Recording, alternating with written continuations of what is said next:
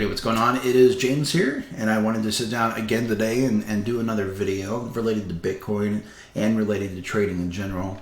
I did that last video talking about Bitcoin falling and laying out some bearish scenarios, so I want to do another video today. I do want to point out a couple of bullish possibilities, and I also want to talk about, this idea that some people have that traders have an edge and know what the market is going to do. We don't, guys. We don't know what the market is going to do. And anybody that tells you that they do know what the market is going to do is either delusional or they're trying to con you, right? They want you to do something. They're shilling you on something. We have no idea. What we do as traders is traders find setups, and those setups give them an edge. Those setups predict where price is going to go in the short term, and then they're able to get either long or short with an obvious invalidation point, so they know where to close it if they're wrong. So it's funny because I'm in the middle of getting ready to repaint my office, my spare bedroom, but it's not my office. That's all it's used for in our house. And I was cleaning out the closet, and I came across this old hard drive from, I guess, 2000, the late 2000s, like 2006, 2007, 2008. I don't remember when I bought it, but the pictures were from back then. A lot of family pictures and stuff. My daughter when she was real little. And then a lot of pictures from when I played poker for a living. Some of you know that I did this, some of you don't. Doesn't matter. But once upon a time, I played online poker for a living. And before it was banned, President Bush passed some laws back in late 2006 that made it illegal to gamble over the internet. And so that's when I quit. But before that, I was a pretty decent poker player. I wasn't the best in the world, but I was a top 50 player on a site called Bodog.com. And just so you know, I'm not pulling your leg. This is a screenshot from back then. This was the tournament leaderboard. It's the only screenshot I had of it. It was from July of 2006. I was ranked 27th at the time. I had played 25 tournaments that month. So I was a very, very active player. I played a lot of tournaments. And I wasn't a very good cash player. When it came to cash games, my risk management wasn't on par, and so I would often lose more than I won. So I made my living by playing tournaments where my risk was automatically limited, a lot like options trading, right? The most I could lose is whatever it cost me to join the tournament, whereas the upside was big. So another screenshot that I came across was this screenshot here. This was a tournament that I'd entered. I don't remember how big it was. I think it was a $25,000 tournament. Probably cost like $50 or $100 or something to enter. Pretty cheap entry fees back then. But what was interesting was this was the final table for that tournament. There's 5 players left with me down here in the center. And if you notice, I had more chips by myself than all of the other players put together. At this time, I was way ahead on chips. And what was interesting was if you look in this session, I had played 3,922 hands of poker. Okay, at this point, it says it was 8:32 Eastern. I had probably been playing all night since the day before, so it had rolled over. It's probably like 16 hours of poker, and the hands went really quick in online poker. You play in person, it's much slower. But 3,922 hands played, and if you notice, I only won 19% of the time. That means I lost 81% of the hands. And yet here I was, number one in that tournament, and yet there I was as a top-ranked player on that site. And if you look, flop scene, if you don't know anything about poker, what that means is, you have to bet before any cards are shown on the table. You get the 2 cards in your hand, but before they put any cards on the table, you've got to actually bet, and you've got to decide whether it's worth betting.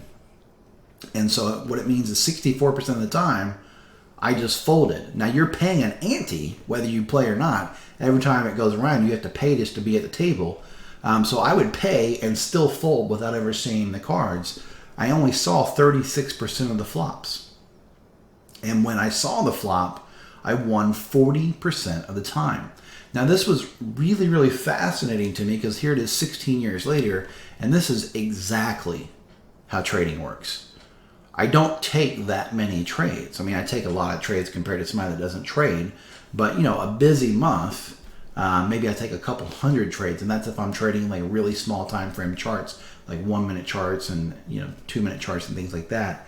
And ideally, I'm taking about 60 trades a month. So I'm not taking an enormous amount of trades. I'm being very, very picky and very, very selective, right, about waiting for a setup. kind of like I would wait for the right 2 cards. And then when I see that setup, I'm shooting for a 50% win rate. In this case, I was winning about 40% of the time. Well, if you're winning 40% of the time in trading, you're a very good trader, depending on your risk-reward ratios. Let's say that you're going for 3-to-1, and you take, for easy math, 100 trades. Well, if you win 40 of those, and you win 3R each time, you're up 120R. If you lose 60 of them, and you lose 1R, well, then you end the month up 60R. And if you're risking 1% per trade, well, guess what? That's a 60% account growth. And I'm just using that for easy math, okay? But I saw this, and it just jumped out at me because I thought, holy cow, that is trading. That is a perfect example of how trading works. It wasn't about how many hands I won. It was about how much I won when I did win, and it was about keeping the losses really small. So like on this hand, you can see that I posted an ante of $200 in chips, and then you can see that I immediately folded before the flop even came out. So I paid $200 and still folded because I didn't like this queen 6 offsuit. Okay, trading's the same way. Only take the trades where there's a legitimate setup. Other than that, fold. All right. So let's jump over to a chart here. We'll look at a couple of quick charts. Like I said, yesterday I posted a very bearish scenario. For the most part, the feedback was very positive on that. I had one person that was a little bit quirky, but I could tell they didn't watch the whole video. But I wanted to come back today and post the other side of that because it's dangerous to be too biased. All right, so what I'm going to do is I'm going to pull up a BLX chart real quick. And I just want to point out there's a very interesting coincidence happening on this chart. I'm going to put it on a log chart.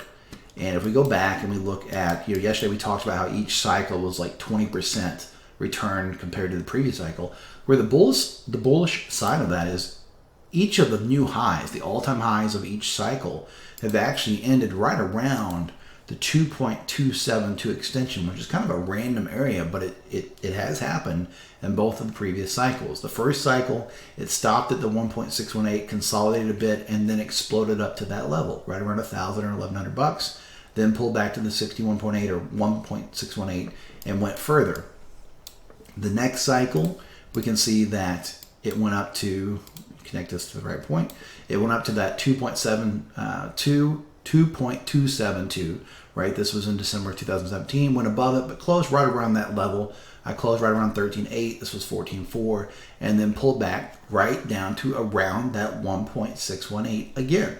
And so if that was to happen again in this particular cycle, the bulls will love this because we're consolidating around the 1.618 just like it did right through here back in the summer of 2013, okay? And then if it breaks out north and history repeats itself, the 2.272 is actually at $204,500.57. So if it broke north, it could go all the way up to here. And then in the next bear market, if it did have that typical 80 to 85% pullback, well, then that might take it back down to around this level here, which guess what? Would make sense. It would absolutely make sense. You have a range through here. And so if it breaks north in the next bear market, it would make total sense to come back down and retest this range. That is the bullish case. That's the bullish possibility that could very well happen. I don't think that's what's happening, but that's one of the reasons that I don't sell 100% of my crypto, because it is completely possible. All right? It is completely possible that that ends up being the case. So I wanted to share that with you all today because I like to try to keep an even keel. I like to try to present both sides of things. I don't always do the best job at it. Sometimes I get a little bit too, bearish, and I kind of ignore the bullish possibilities. But I feel like I've done a pretty good job the last few years about not doing that, right? Being pretty unbiased in my videos and things. So I wanted to share that with y'all, okay? As far as Bitcoin goes, right now, the big thing that I would tell everybody that they need to be aware of, and just watch out for it, so it's not confirmed and it's nowhere near confirming yet, is this is obviously a big move down, right? And we do have this perfect upward channel. And if you're looking at TA and the way it's taught in textbooks, well, that is literally that pattern. Unconfirmed. But that is the pattern that's developing right now as a bearish flag pattern, right? Where you get a flagpole, you get the flag, and then you get a continuation move.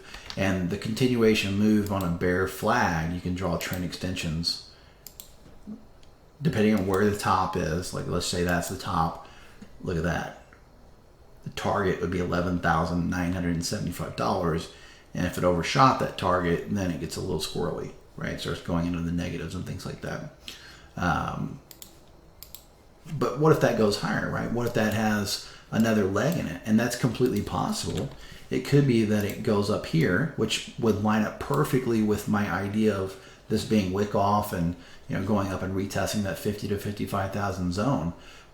You know, let's say that it retested, for example, the 61.8 up here at 55. That'd be beautiful if it somehow made its way all the way over there or even snuck out.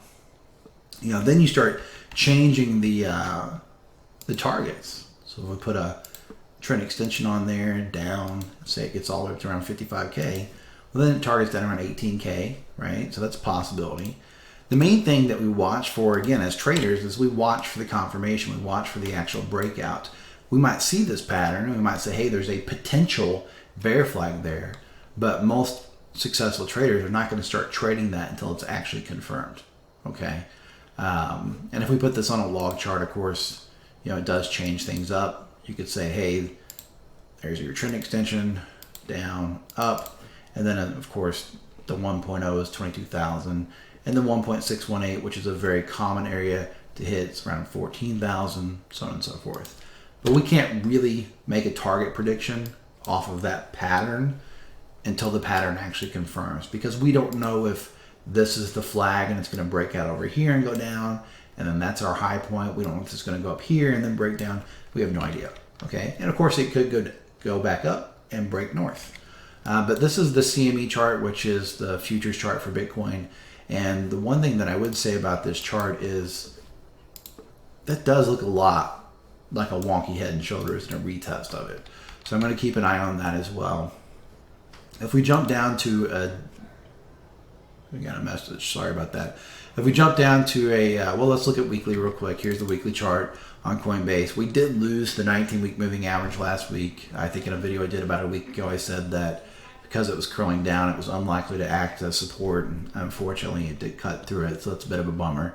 But we're still in the range, so we're still waiting to see what happens there. This is obviously a bit of a range there, so it could be that it's just retesting it and then going to go up. Fingers crossed. If we look at a 3-day chart, it's probably going to be very similar to the weekly. Yeah, it looks pretty much the same way again. Flagpole, potential bear flag, and so we got to watch for a breakdown. On the daily chart, we did move up and test the 200-day moving average. It did act as resistance, and it failed. And again, this is kind of where trading comes in. If somebody asked me on this candle, I wouldn't have known whether to be bullish or bearish. But if somebody asked me after this green candle here, I would have obviously been able to say, I'm a bear and I'm looking for shorts. Why? Because things had drastically changed. It had tested that moving average, which is a resistance level. It had tested the top of the channel, which is a resistance level. And it had left behind this giant wick, which is a sign that there's more supply than demand. Markets run on supply and demand. So if I had done a video this day, and maybe I did do a video, I don't think so, then I could have talked about how I was looking for short positions that looked something like this, right? With a little 2-to-1 or 3-to-1 type of trade. Or some other people are more conservative and they say, hey, I think it's going to go down, but I'll wait for it to take out that candle low. And they get in on this candle here when it dropped down. Same thing, maybe they have a stop up here. Maybe they're looking for a quick 2-to-1 scalp. Maybe they're trying to ride it. If they're trying to ride it, maybe they're still in it. They're up 3-to-1, right? There's all kinds of things that you can do there. But that's what I'm doing as a trader, is I'm looking for those very specific conditions, and then I'm playing those conditions. But while this is moving up, I don't have a way to say, this is where I think Bitcoin is going. I have to wait for the, to use the analogy of the poker analogy, I have to wait for the right hand. And then I play that hand. But most of the time, I'm not in a hand. Most of the time, other than my HODL portfolio, of course, most of the time I'm simply waiting for the trade. And I don't even trade crypto that much, period, guys, right? I've really moved away from trading crypto. other than, the obvious trades, like this would be an obvious trade up here, but I'm not watching 5-minute Bitcoin charts every day. I trade Monday through Friday. I trade mostly stocks. I do a little bit of dabbling with Forex, and I do a little bit of dabbling with crypto, but for the most part, I'm trading the U.S. stock market because I know that I can sit down at 8:15 in the morning Central Time, and I know that it's going to open at 8:30, and within the first usually 15 to 30 minutes, I'm going to be able to hit my income targets for the day, and then the rest of the day is just gravy on top of that. I have losing days like everybody else, obviously, but typically speaking, I know there's going to be a lot of volatility. I know I'm going to be able to find a couple trades in the first few hours of the day. I don't have that on cryptocurrency because it's open 24/7, and the moves don't always happen at the exact same time every day. There's the Asian session, there's the London session, and there's the New York session, and sometimes you don't know which session is going to really kind of dominate the market. And so you also have all these fees with cryptocurrency, right? These crazy fees these exchanges charge. And with stocks, on regular trade, they don't have any fees at all. And recently I started trading futures contracts, and on those futures contracts, like one contract on the Russell Mini is, or maybe it's the Russell Micro, whatever it is, it's like $100,000 per contract, right? I'm doing one contract trades, which is, it's kind of funny because you're literally doing like buy one and sell one, but it's worth like 100 grand, and I'm paying $7.10 in fees for each one of those trades, which is nothing. If I go do that exact same trade on crypto, depending on the site, I'm going to pay anywhere from $100 to $500 in fees. It's crazy, right? So I'm not doing a lot of 5-minute trading. I'm mostly trading like the larger time frames on crypto, like a daily chart or a 4-hour chart works really well. Like you can do little swing trades and stuff on those charts. Again, really, really simple stuff works, right? Through here, if you look at this, you have an obvious trend line. This had a pretty big wick. It's kind of tough to take that trade. But you look over here, it tests it again, it dumps back down, and it has this really full-bodied bearish candlestick. What are you going to do with that? You going to long that? And probably not, right? Unless you're just, I don't know, a purple bull, right? So then you look at that, maybe you take a trade on the bottom of this candle, or maybe you wait for some kind of entry on a 5-minute or 15-minute chart, a little more specific. Or maybe you wait, this is developing here, probably ranged a bit on a 5-minute chart, and then it breaks down. And then when it breaks down, you can get into a trade that looks like this, takes out the low, so you short it right here, you put your stop loss up here, right, which would be your range on a smaller time frame, and then maybe you go for a little 3-to-1 trend trade. Boom. Right? That's the kind of stuff I'm doing. And this doesn't require anybody to have knowledge of what an asset will be worth 5 years from now or 10 years from now.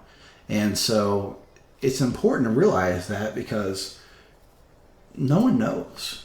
And I tried to say this yesterday, and I just wanted to reiterate. No one knows, right? You just don't know what's going to happen. All you can do is play what's on the chart in front of you. And what's on the chart in front of you is all known information at the current time. If something comes up that nobody knows about yet, it's going to affect the chart in a way that we can't predict. One thing to keep in mind with Bitcoin is I would watch this chart. This is Bitcoin versus money supply. And if you are watching this chart, Bitcoin has not taken out the 2017 high. It's actually been ranging now for 5 years, or going on 5 years, a little over 4 years, right? Just ranging. That's all it's been doing, just a range. And so, if you look at Bitcoin previously, it was not ranging. It was in a bull market. And this, again, looks a lot like distribution. Like you have this bull run, and like now it's ranging, right? And like at some point we should get a markdown phase. So there's just a lot of stuff with Bitcoin that makes me, as skeptical as I am. It's not just one chart. It's a lot of different charts. That's the money supply chart. If you look at Bitcoin versus the US 100, it looks really bad on the relative strength chart. We can look at this and say, well, this obviously looks a lot like those cliche bubble charts where this is euphoria and this is complacency, and then you get the bear market. So again, just a lot of stuff to keep an eye on right now. Okay, this definitely looks like it came down and retested that level. Looks like it got a little dead cat bounce, and to me it looks like it's in a downtrend. It looks like we could draw up some Fibonacci extensions that look like this are Fibonacci trend targets, and we get a trend target down around 1.62, which would be right around the summer of 2019. How much was Bitcoin back then? Right around 13, 14K. But that's assuming that the US 100 is exactly the same price if it hits that level as it is now. And it won't be. It's very unlikely that it will be, right? It may be higher, it may be lower. It could be the exact same price, but very unlikely. And chances are, if this bear market kicks off on stocks and the US 100 goes down, and Bitcoin goes down to this level versus the US 100, well, then obviously this wouldn't be 13,000 anymore. It may be lower, which is again where that bearish scenarios start to play out. The only really bullish scenario I see is that one I mentioned earlier, where each market cycle has hit that 2.272. But again, we don't have a lot of data points, so it's really tough to say what will happen with that. And we are entering an unknown territory, because if stocks crash, we just don't know how Bitcoin will behave. It's never existed during a global bear market before, other than the tiny little short-lived couple of weeks in March of 2020, and it performed very poorly. So I'm going to go ahead and wrap the video up there. Main thing to remember is you can be a very, very successful trader winning less than half the time. You can be a very, very successful trader simply waiting for the correct hand, right? Wait for the best cards and only play those cards. In this case, the best setups, and don't chase the market. Whether it's longing the market as it goes up or whether it's shorting the market as it goes down, make sure that you're finding places where you can get in and say, this is where I'm right and this is where I'm wrong. And that way you know when to close a trade for a small loss, and you know when to close a trade for a big win. Obviously, I am some guy sitting in a spare bedroom. That means that nothing in the video is financial advice. You should always go out and do your own due diligence and seek out professional financial advice from a licensed financial advisor before making any type of investment in cryptocurrency, the stock market, precious metals, forex, or any other tradable asset. If you like the video, be sure and give it a thumbs up. Make sure you subscribe to the channel. Always check the description. There's links down there where you can join the Patreon. Also, you can join my trading course if you'd like to learn how to trade. Also, a link where you can join the free Facebook group. So lots of different things you can do down there. Make sure to check it out, and make sure you're always trading safe. I'll talk to you in the next video.